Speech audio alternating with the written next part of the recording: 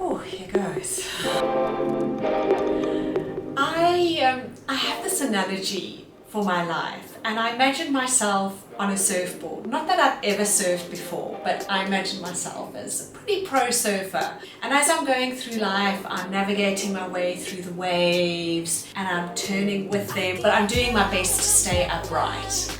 And most of the time I manage. But on Sunday, I got thrown off that surfboard with such a whack of force. I got water up my nose, got sand everywhere where there's not supposed to be sand. I grazed my chin, yeah, full-blown dark day. And if I'm honest, I'm prone to just a tiny little bit of drama when I'm having a dark day, because I immediately decide I must be a complete failure for having a dark day. But things are really shifting and changing for me, and have been for a while. And it led me to ask myself this question: will I abandon myself? Do you abandon yourself when you're having a dark day? Previously, I would have.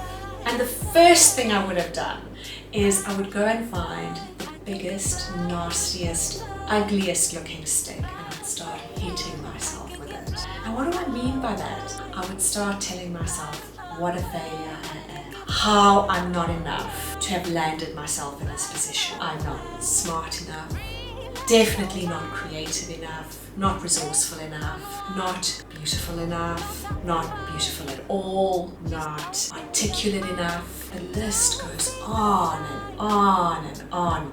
So it's almost like what we do to ourselves is we push ourselves down this well of despair, and we are so good at coming up with so many reasons why we belong there, we belong at the bottom, and we deserve to be there. But this time, I didn't abandon myself. I sat there with myself in that really awful feeling place, and I simply went about being kind to myself.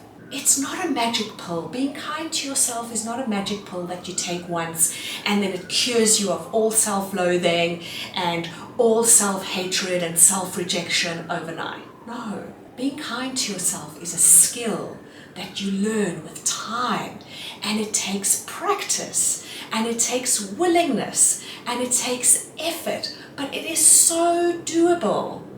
It's like building up your emotional immune system until you're fit and healthy. But it's important to remember that even when you have a fit and healthy emotional system, you will still have a dark day or a dark hour, or maybe even a few dark days. But the difference is they'll come less frequently and they'll be less intense. And you'll learn how to manage yourself over time. What I do for myself is the first thing I do before anything else is remind myself that where I'm at is temporary, because it's so easy to think I'm going to be in this place for eternity. Every minute feels like it's dragging on for a couple of hours. So the first thing I do is remind myself it's going to be temporary. And then I'm kind to myself and I talk to myself. Yes, I literally talk myself off the ledge.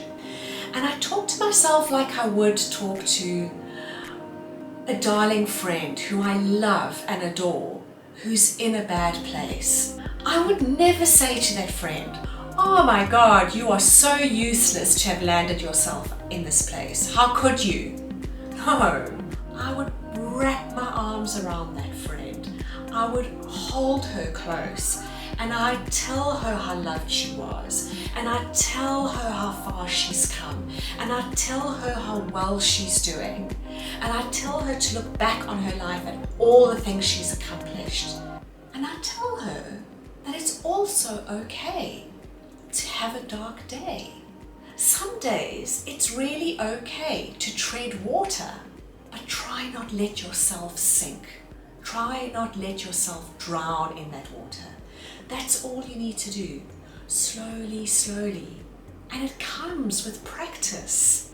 So this is what I'm doing for myself. The dark day was a day. It was a day.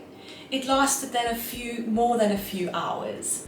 But the other thing I didn't do that I previously would have done is I probably would have eaten it away, or Netflixed it away, or had a glass of wine or 3 to numb the pain away. And all that does is make you feel worse, because then added to your dark day, then you have a ton of guilt that you pile on yourself, and then you think, oh well, I've come this far, I might as well go all the way to the bottom. We know ourselves. We know when we're grabbing for that chocolate or those crisps or that vodka soda or that glass of wine. We know when we're doing that for enjoyment, and we know when we're doing that to numb the pain.